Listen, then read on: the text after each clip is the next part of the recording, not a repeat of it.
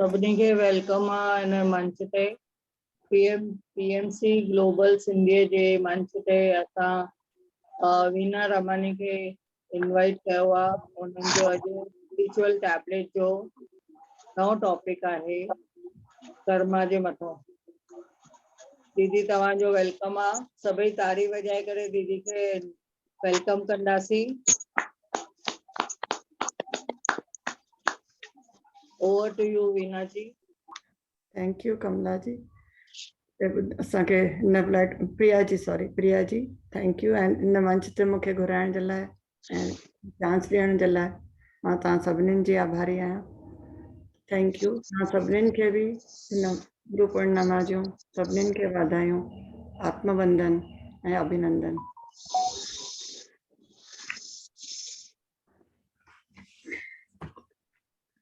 Topic शुरू करण खां पहिरीं सभिनीनि खां पहिरीं असांजे PSSM जा फाउंडर सुभाष पत्री जी सर खे कोटि कोटि आत्मवंदन ऐं spiritual tablet North India Sindhi global team जे प्लेटफॉर्म ते डॉक्टर गोपाल कृष्णन सर खे भी कोटि कोटि आत्मवंदन ऐं प्रत्यक्ष ऐं अप्रत्यक्ष रूप सां उपस्थित सभिनी मास्टर्स खे सभिनीनि खे कोटि कोटि आत्मवंदन ऐं असांजे सिंधी भाउरनि भेनरुनि खे ग्लोबल सिंधी जे टीम मेंबर्स खे सभिनीनि खे मुंहिंजो कोटि कोटि आत्मवंदन, अभिनंदन अभिनंदन।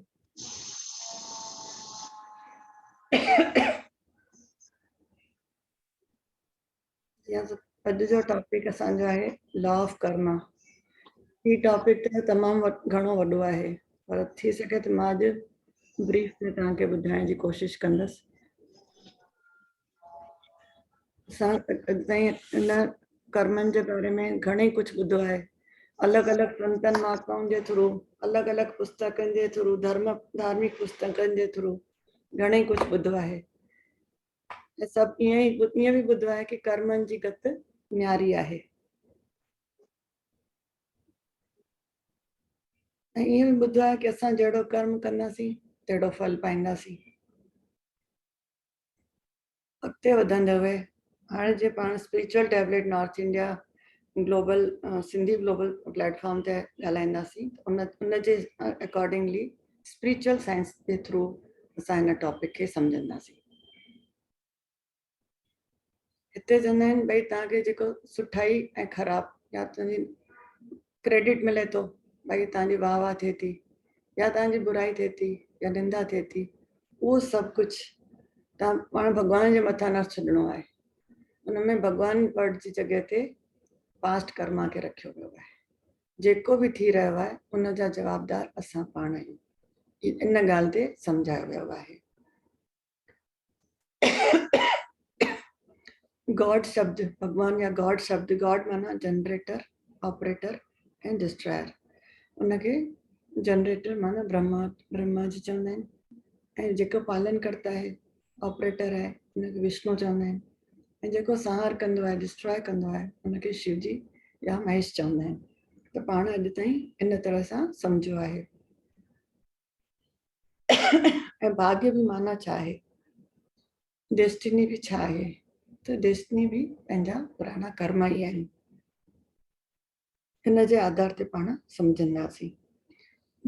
भगवान बुद्धा भी गॉड शब्द खे GOD गॉड खे रिप्लेस करे अब पास्ट कर्मा खे इन तरीक़े सां असांखे सम्झाइण जी कोशिशि कई आहे। थोड़ा ॾींहं अॻु टाइप्स ऑफ कर्मा ते मां हिन में सिंधी प्लेटफॉर्म ते ई ॿुधो हुयो लेक्चर हिकु भेण जो, मूंखे नालो विसरी वियो आहे। त टाइप्स ऑफ कर्मा त पाण ॿुधी चुकिया आहियूं, तंहिं हूंदे बि खाली जस्ट हिकु ॿिनि लाइनुनि में मां रिवाइज़ थी कयां। संचित कर्म माना पंहिंजा पास्ट एक्शन्स, ॿिया पास्ट कर्म आहिनि। प्रारब्ध कर्म माना जेके प्रेजेंट में हाणे थी रहिया आहिनि ऐं आगामी कर्म माना फ्यूचर जा।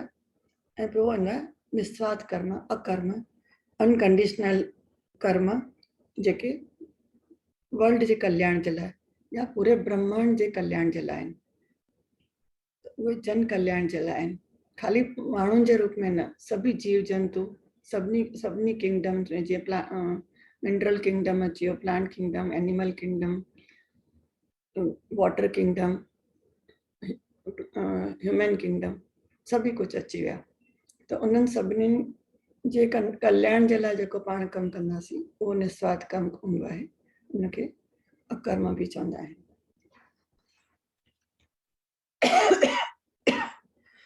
बुद्धा चवनि था त भई तव्हांखे जेका सुठाई साराह मिले थी या क्रेडिट मिले थो, तव्हांजी वाह वाह थिए थी, त तव्हां उनखे पाण ते खणी वठंदा आहियो।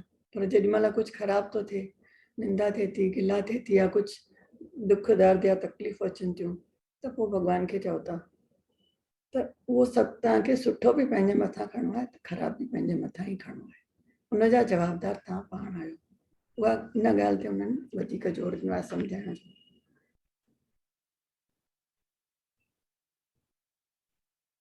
अॼु ताईं जेको बि हिन ज़िंदगी में थी रहियो आहे, त चवंदा आहिनि मुंहिंजा के सुठा कर्म हूंदा तॾहिं अॼु मूंखे एतिरो सुख मिलियो आहे, या कंहिं महिल दुख ईंदो आहे त मुंहिंजा कोई ख़राबु कर्म हूंदा, या कुझु अहिड़ो कयो हूंदो, या केरु मूंखे दुख ॾेई रहियो आहे त शायदि मां पुठे जनम में हुन सां कुझु अहिड़ो व्यवहार कयो हूंदो, तॾहिं साम्हूं वारो मूंसां अहिड़ो व्यवहार थो करे। वरी बि पाण सम्झंदा बि आहियूं, वरी भुलिजी वेंदा आहियूं, वरी उनखे कोसंदा बि आहियूं। त उहो सभु कुझु न करिणो आहे, अवेयरनेस में रहणो आहे।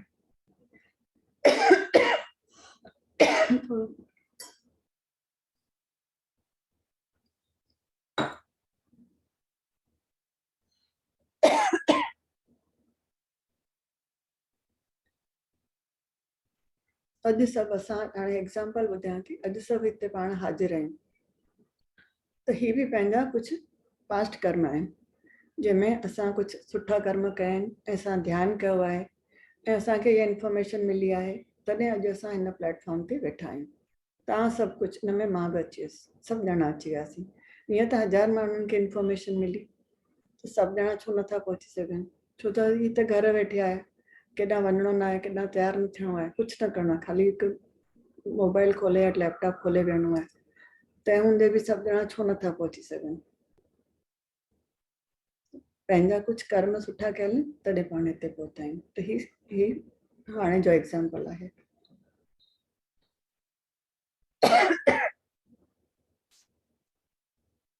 पंहिंजे पास्ट कर्म जे करे हीअ सिचुएशन क्रिएट थी, त इहो थियो प्रेजेंट कर्म या प्रारब्ध कर्म थियो।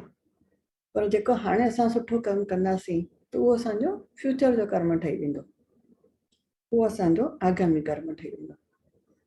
हाणे हिकु ॿियो एग्ज़ाम्पल ॿुधायां थी। हिकु छोकिरी आहे, उहा जेसि ताईं पाण सोचे नथी की मूंखे शादी करणी आहे, पाण अंदरां जेसि ताईं तयारु नथी थिए, तेसि ताईं उहा शादी नथी करे सघे, या साम्हूं वारे खे कंहिंखे पसंदि नथी करे सघे, या पंहिंजे माउ पीउ खे छॾे नथी सघे। अगरि उहा चाहे थी की न मूंखे मुंहिंजे माउ पीउ खे बि न छॾिणो आहे ऐं शादी बि करणी आहे, त ॿिन्हिनि जे विच में उहा कोई बि हिकु डिसीजन नथी वठी सघे। जेॾी महिल उहा डिसीजन वठे थी की मूंखे शादी करणी आहे, त हुनखे हिन नाव मां पेर कढी ॿी नाव में रखिणो थो पए, तॾहिं उहा हिकु स्टेप अॻियां वधी सघे थी ऐं पंहिंजे माउ पीउ खे छॾे ॿिए घर ॾे वञे थी। इहो ॿियो हिकु एग्ज़ाम्पल आहे।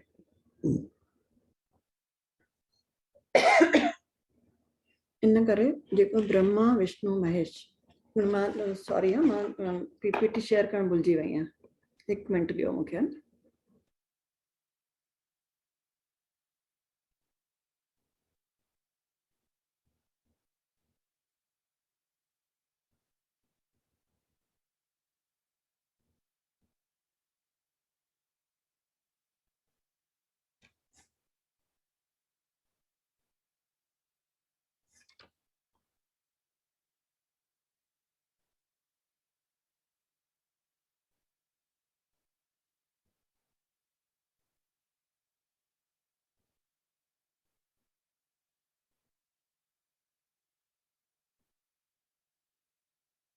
हाणे पीपीटी तव्हां सभिनी खे ॾिसण अचे थी? न। मां शेयर स्क्रीन कयां वरी सां। 1 मिंट ॾियो, थोरो मूंखे मुंझी पई आहियां।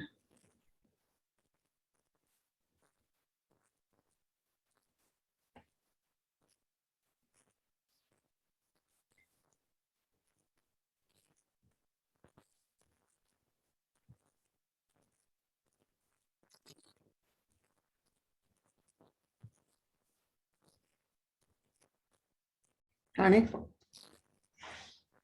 हाणे क्लियर थी वई आहे हाँ हाँ अची वियो law of Karma the law of Karma त हिन में ॾेखारियो अथनि न ब्रह्मा विष्णु महेश ॾिसण अचनि था है न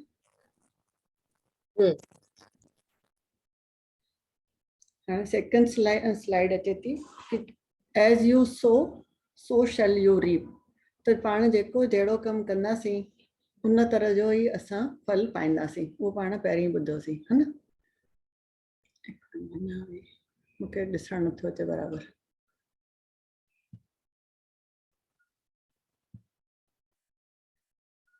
ठीकु आहे हाणे मां ॾिसणु अचां थी न तव्हांखे ॿई बराबरि ॾिसणु अचे थो दीदी यस यस हाँ yes दीदी सॉरी आहे थोरो कंफ्यूज थी वई आहियां मां ना it's all right. no problem त हाणे हिकु हिकु कर्म ख़ाली करण सां ई न ठहंदो आहे हिकु वीचार सां बि कर्म ठही वेंदो आहे पाण जहिड़ो सोचींदा आहियूं न पहिरीं सोचंदा आहियूं पोइ उहो एक्शन में ईंदो आहे उहो पंहिंजे इन में प्रैक्टिकल इन में अची वेंदो आहे पाण हुनजे लाइ सॼो चक्रव्यूह तयारु कंदा आहियूं पोइ हुनखे प्रेजेंट कंदा आहियूं त हाणे पाण जहिड़ो वीचार रखंदासीं न त ओड़ो ई पाण खे वाइब्रेशन पंहिंजा क्रिएट थींदा ऐं ओड़ो ई वातावरण पंहिंजे लाइ तयारु थींदो त इन करे चवंदा आहिनि कि हमेशह वीचार सुठा रखो मिठा रखो ऐं सभिनीनि जे कल्याण वारा रखो त तव्हां हमेशह ख़ुशि रहंदा जहिड़ो सीड विझंदा जीअं पाण अंब जो ॿिज विझंदासीं त पाण खे अंब जो वणु मिलंदो वरी पाण एप्पल जो विझंदासीं हिकु सूफ़ जो ॿिज विझंदासीं त सूफ़ निकिरंदो सिंगियुनि जो ॿिज विझंदासीं त सिंगियूं निकिरंदियूं करेलनि जो ॿिज विझंदासीं त करेलनि जो झाड़ निकिरंदो त इन करे पाण खे जेको हिकु हिकु वीचार बि पंहिंजो अचे थो न उन ते अलर्ट रहणो आहे इन शॉर्ट उहो ई अथव कि पंहिंजे अंदरे वीचार ते सम्झो पाण ॿाहिरां सुठो मिठो था ॻाल्हायूं पर अंदर में अंदरियों वीचार पंहिंजो छा आहे ॿाहिरां सुठो मिठो ॻाल्हाए था अचूं इंप्रेशन सुठो विझी था अचूं पर अंदरियां पंहिंजो भाव छा रहियो उन भाव ते ध्यानु ॾियणो आहे त जहिड़ी पंहिंजी अंदरी दृष्टि हूंदी न ओड़ी पाण खे सृष्टि मिलंदी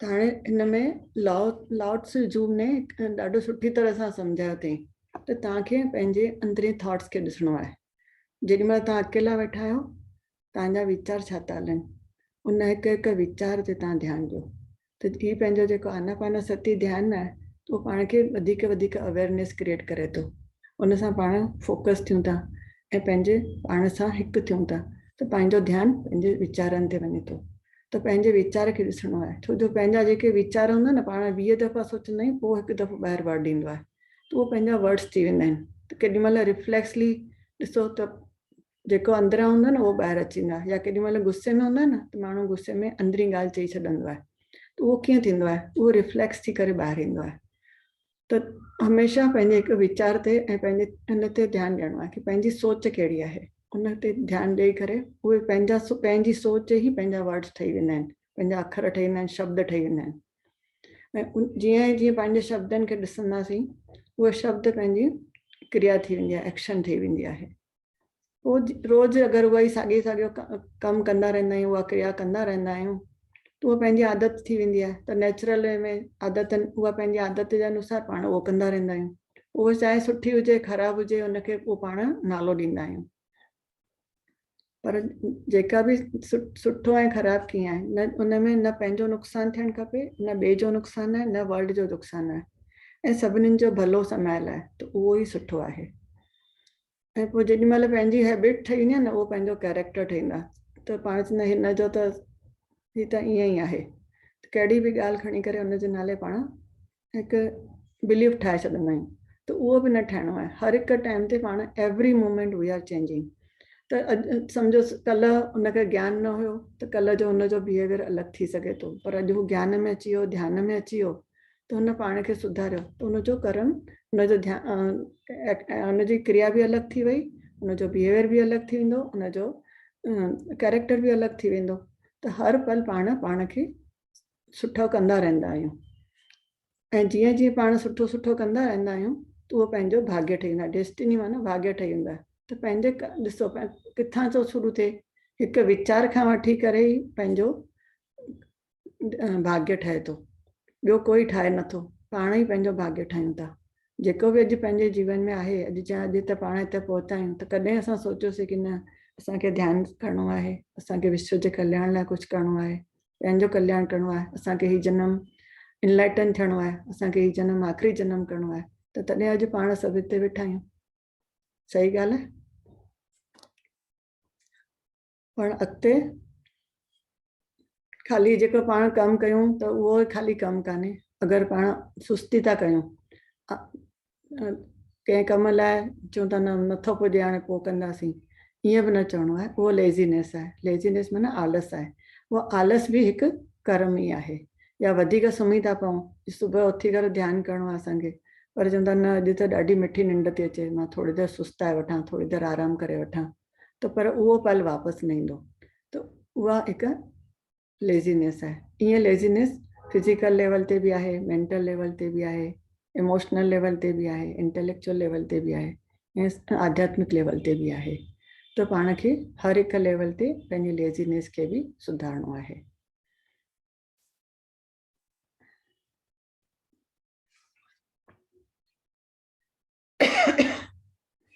हाणे हिन में संचित कर्म माना पंहिंजा पास्ट कर्म आहिनि। मां सिंपली वर्ड मीनिंग पहिरीं रिपीट थी करे वठां, पोइ मां डिटेल में वेंदसि। पोइ पास्ट एक्शन्स माना पंहिंजा संचित कर्म आहिनि। पोइ उहे हिन जन्म जा बि थी सघनि था, या पुठियनि केतिरनि जन्मनि जा बि थी सघनि था, ऐं उनजो फल केॾी महिल असांखे भोगणो पवंदो उहो ख़बर कान्हे। प्रारब्ध कर्म माना हाणे प्रेजेंट में पाण छा करे रहिया आहियूं, त उहो हिन आनापानसति ध्यान सां पाण खे अवेयरनेस अचे थी, ऐं कुझु बि कंदे हुए खाली असां साक्षी भाव में अची वेंदासीं त पाण खे ख़बर हूंदो कि ही कर्म मां छा करे रहियो आहियां ऐं छो करे रहियो आहियां ऐं कीअं करे रहियो आहियां। उनजो पाण खे अवेयरनेस अची वेंदी, त पोइ उहो कर्म अकर्म पाण ख़ुदि ठाहे सघूं था। आगामी कर्म माना उहो फ्यूचर जेको हाणे प्रेजेंट में कयोसीं, उहो फ्यूचर ठाहिण वारो आहे उहो कर्म। थोरी देरि खां पोइ जेको हाणे प्रेजेंट में कयोसीं उहो वरी वापसि पास थी वेंदो। त इन तरह सां साइकिल हलंदी रहंदी आहे।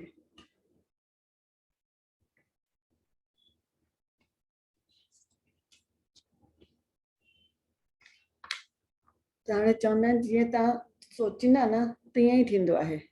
त ईअं काई मथां अहिड़ी कोई पावर या अहिड़ी शक्ति जेके पंहिंजो भॻवानु वेठो आहे, भॻवानु जेको लिखंदो जीअं असांजे नसीब में हूंदो, उहो नसीब बि लिखण वारा तव्हां आहियो।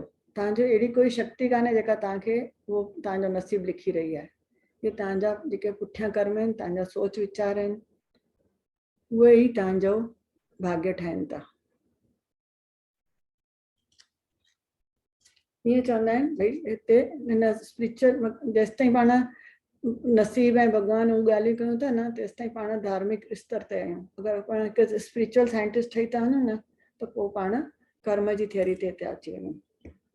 ऐं हिते नो बडी इज़ रूलिंग नो बडी, माना केरु कंहिंखे रूल नथो करे। सभु ॼणा पंहिंजो पंहिंजो कर्म करे पंहिंजे पंहिंजे तरह सां हली रहिया आहिनि। ईअं लॻे थो भई प्रधानमंत्री सॼो राज हलाए थो, उहो बि न। सभु ॼणा पंहिंजो पंहिंजो कर्म था कयूं, ऐं हर हिकु इंसान खे सुठो सुठो ई करिणो आहे। जेॾी महिल हिकु हिकु इंसानु सुठो कंदो न, तॾहिं ई चेंज ईंदो। U can change, Dada Vaswani बि चयो अथई, U can change the world, if U change the mind U can change the world. त उनमें बि उन्हनि बि इहो ई चयो आहे। सभिनीनि हिकिड़ी ॻाल्हि चई आहे, पर सभिनीनि जो चवण जो तरीक़ो खाली अलॻि आहे। इंटरनल मीनिंग सभिनीनि जी सेम आहे।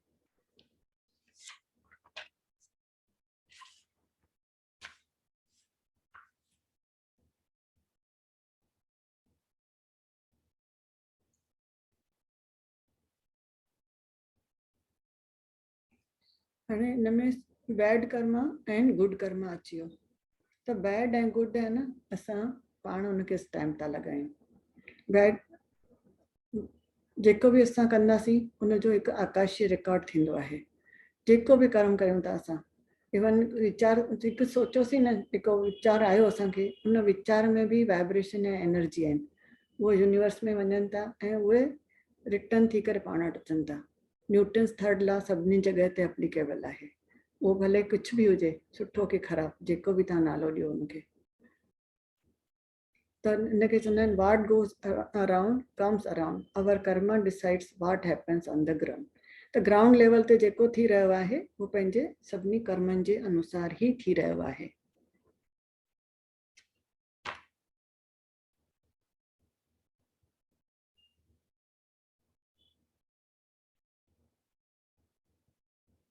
हाणे अॻिते ॿुधाए थो कि हिकु इन ते बि प्रोग्रेशन जी थियरी लॻायल आहे कि पाण सुठो कर्म कयोसीं या ख़राबु कयोसीं, इन जो जहिड़ो फल मिलणो आहे उहो त मिलणो ई आहे। कोई बि कर्म हिकु बि वेस्ट न वेंदो आहे।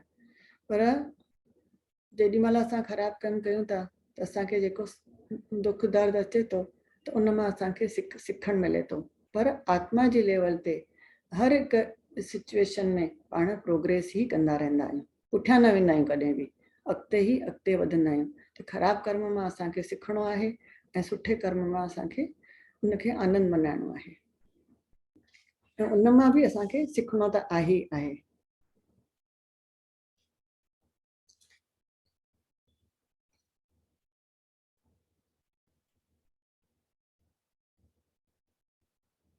पर हाणे जेका बुरा कर्म सां असां सिखियोसीं पर उनखे रिपीट न करिणो आहे, उन जे लाइ असांखे अलर्टनेस में रहणो आहे ऐं अवेयरनेस में रहणो आहे। त उन जे लाइ बि हिकिड़ो ई तरीक़ो आहे, पंहिंजो पाण खे वधीक में वधीक ध्यानु करिणो आहे। त जादू जी गोली छा आहे? ध्यानु, ऐं उहो बि आनापानसती ध्यानु कयो।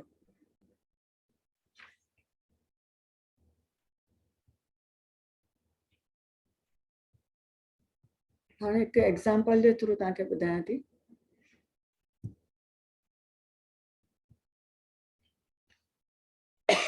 सम्झो हिकु ॼणे हिन जनम में सुसाइड कई, उहो पाण खे हेल्पलेस सम्झे पियो, सम्झ में न पियो अचे, ॾाढो कर्ज़ थी वियसि, मां नथो लाहे सघां, हाणे छा कयां, मां पहुची नथो सघां, त हू सुसाइड कमिट थो करे पियो। पर जेॾी महिल उहा आत्मा वञी करे वरी वापसि जनम वठणु अचे थी त उहो मथां खां ॾिसे थी, हिन पिक्चर में तव्हांखे ॾेखारियल अथव, त उहो मथां अची करे सोचे थी कि मां हीउ जेको कर्म कयो मां ग़लति कयो, मां ॿियो कुझु तरीक़ो कढी करे उनजो रस्तो कढी सघां पियो। पर ओॾी महिल मां पाण खे ॾाढो कमज़ोर ऐं निर्बल सम्झी करे मां ग़लति कमु करे वरितो। पर हाणे मूंखे इहो लेसन मिली वियो आहे कि ॿिए जनम में मूंखे सुसाइड त करिणो ई कान्हे को। त हेठि जनम वठण खां पहिरीं उहा आत्मा उहो सम्झी करे सोचे करे अचे थी, पोइ ॿिए जनम में उहा ॻाल्हि उहा रिपीट नथी करे।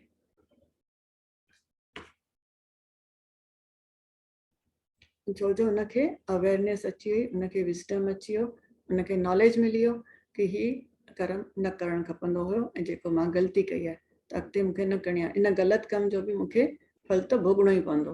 पर उन्हनि खे पाण कीअं मिटाए सघूं था? हिन पिक्चर जे थ्रू ॾिसो, केरु तव्हांखे दुख ॾिए थो, तव्हांखे त इहो शायदि असांजे कंहिं कर्म जे करे उहो असांखे दुख ॾेई रहियो आहे, त असांखे सम्झी वठिणो आहे कि हा ठीकु आहे, हुन दुख ॾिनो असांखे उहो लेसन उन मां सिखणो आहे, उनखे रिएक्ट न करिणो आहे। अगरि असांखे पंहिंजी आत्मा जो उद्धार करिणो आहे, अॻिते वधिणो आहे, लॉ ऑफ कर्मा लॻाइणी आहे, कर्म जो सिद्धांत लॻाइणो आहे, त उन कर्म खां असांखे रिएक्शन न ॾियणी आहे, असांखे रिस्पॉन्स ॾियणो आहे। छा पाण रिफ्लेक्सली छा कंदा आहियूं? रिएक्शन कंदा आहियूं। केरु पाण खे गारियूं ॾींदो आहे, गुस्सो कंदो आहे या काई ग़लति ॻाल्हि चवंदो आहे त चवंदा आहिनि भई तूं कुर्तो ॻाल्हाई, तो मां त ईअं कयो ई कान्हे, तूं ग़लति आहीं, त पाण सिधो रिएक्शन ॾींदा आहियूं। त रिएक्शन न ॾियणी आहे, पाण खे रिस्पॉन्स करिणो आहे। त उहो रिस्पॉन्स करण बि असां किथां सिखंदासीं, कीअं सिखंदासीं? उन जे लाइ बि पाण खे हिकिड़ो ई गोली अप्लाई करणी आहे, ध्यानु।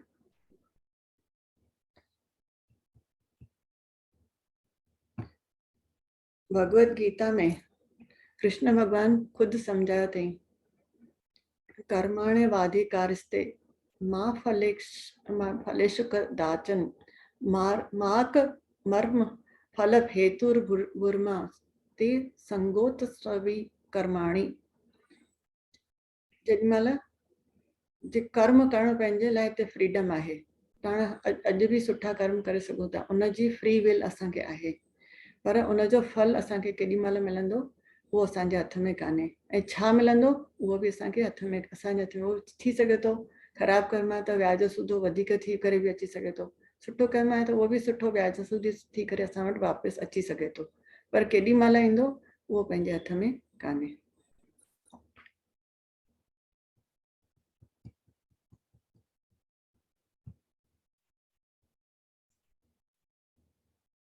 त पंहिंजे हथ में छा आहे? पंहिंजे हथ में ख़ाली हिकु पंहिंजो वीचार आहे ऐं उहो वीचार सुठो करिणो आहे। उतां खां वठी कर्म चालू थो थिए ऐं बिना कर्म जे बि पाण नथा हली सघूं। भगवत गीता में बि कृष्ण भॻवानु चयो आहे कि तव्हां जेॾी महिल खां तव्हांजो शरीर ठहणु शुरू थिए थो माउ जे पेट में, तेॾी महिल खां ई तव्हां कर्म जे अधीन थी था वञो, क्रिया जे अधीन था थी वञो। हिन में भी बुधाया है, इन पिक्चर के थ्रू कि हमने जो कर्म किए हैं उसका परिणाम हमारे पास आता ही आता है, आज कल 100 साल बाद या फिर 100 जन्म के बाद। तो वो भोगणो तो आहे ही आहे। तो छो न अॼु ही पाण पंहिंजे वीचारनि खे सभिनी खां पहिरीं सुठो कयूं, वो पंहिंजे व्यवहार के सुठो कयूं, पंहिंजी वाणी खे सुठो ऐं मिठो कयूं ऐं सभिनीनि जे भले जो ही सोचूं।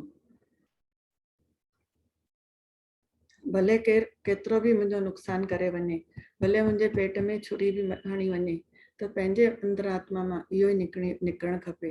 हिकु हिकु ब्लड सेल मां ईअं ई अचणु खपे कि हुन पंहिंजो कर्म कयो, असांजो कर्म आहे सभिनीनि जो भलो थिए, सभु सुख पाइनि। हुन पंहिंजो ड्रामा में रोल अदा कयो आहे। जीसस क्राइस्ट जो एग्ज़ाम्पल साम्हूं अथव। उन्हनि खे जेॾी महिल सूली ते चढ़ायूं, उन्हनि जे जेके बि दुश्मन हुया, तॾहिं बि उन्हनि जे लाइ बि उन्हनि जे मन मां दुआ ई निकिती। छो जो हू सम्झे पियो कि ही ना सम्झनि, हिननि जी आत्मा जो लेवल शायदि नंढो आहे, कि नथा सम्झनि, अणसम्झाई में बि कर्म करे रहिया आहिनि। ऐं थी सघे थो मुंहिंजो कर्म न बि हुजे या हुजे बि, मूंखे न ख़बर आहे, पर ही बि अणसम्झाई में कनि था, तॾहिं बि मां उन्हनि खे माफ़ थो कयां। मां कंहिंखे बि उनजे मन मां हिकु बि ग़लति वीचार नथो अचे या हिकु बि बददुआ नथी अचे। बददुआ ॾियण बि हिकु पाप, ख़राबु कर्म आहे या पाप बि चयो वेंदो, छो जो उनजो फल बि असांखे ओतिरो ही भोगणो पवंदो जेतिरो साम्हूं वारे खे ॾिनोसीं।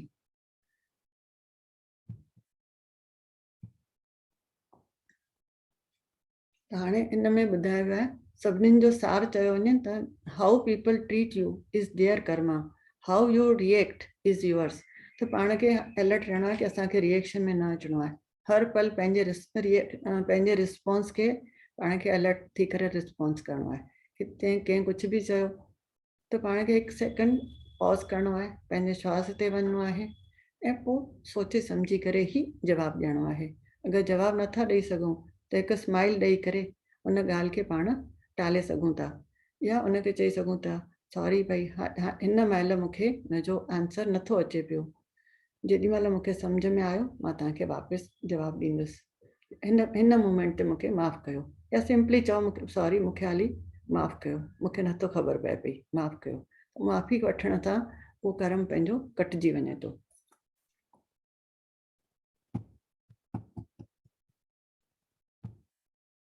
Thank U masters.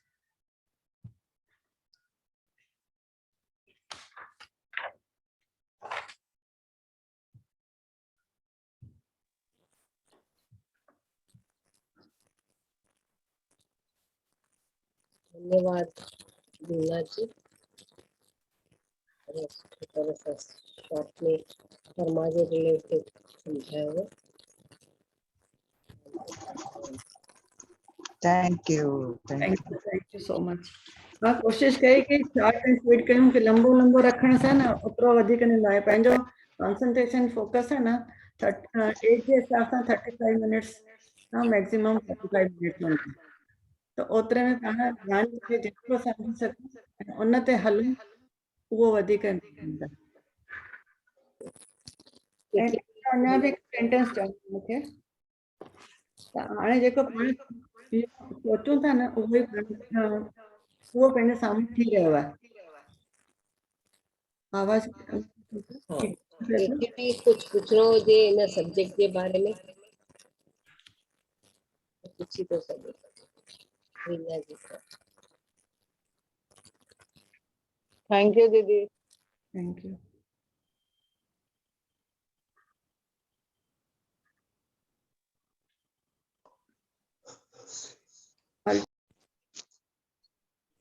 यस कंटिन्यू संगीता जी।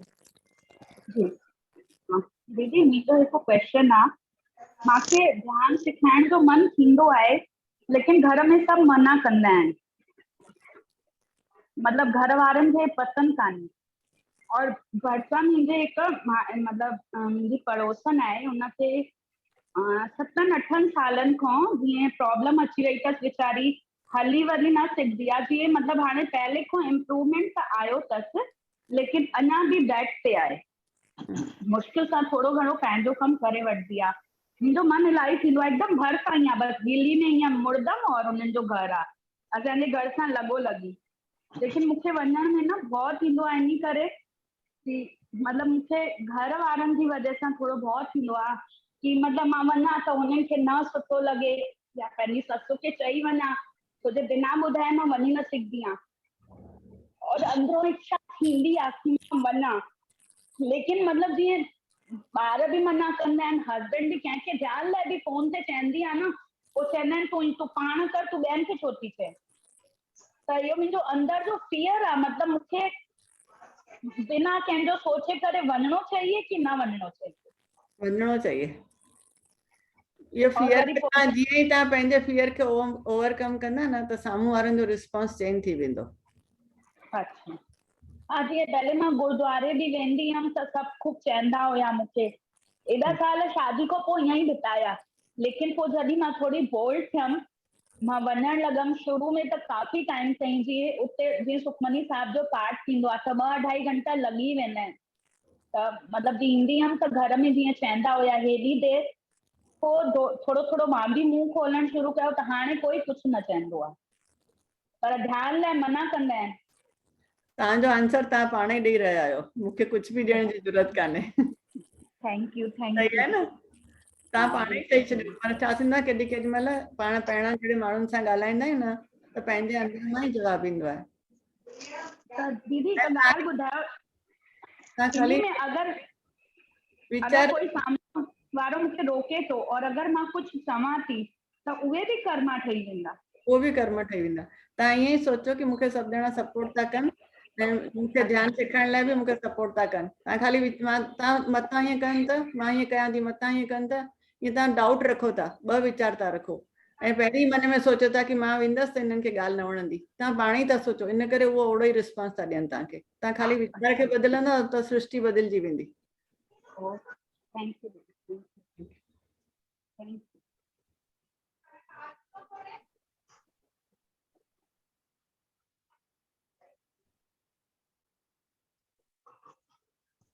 ॿियो कंहिंखे क्वेश्चन हुजे त पुछी सघो था। लीना दीदी, तव्हां कुझु चवणु चाहींदा त तव्हां बि कुझु चओ। न तव्हां चओ था बसि, बाक़ी सब। रीना दीदी, मेरा आपसे भी एक क्वेश्चन है। कल मां ना अध में वही हली हुयमि मीटिंग छॾे करे। हिकु सेकेंड हिन सां उहो कनेक्ट नथी थिए करे, आई स्टॉप द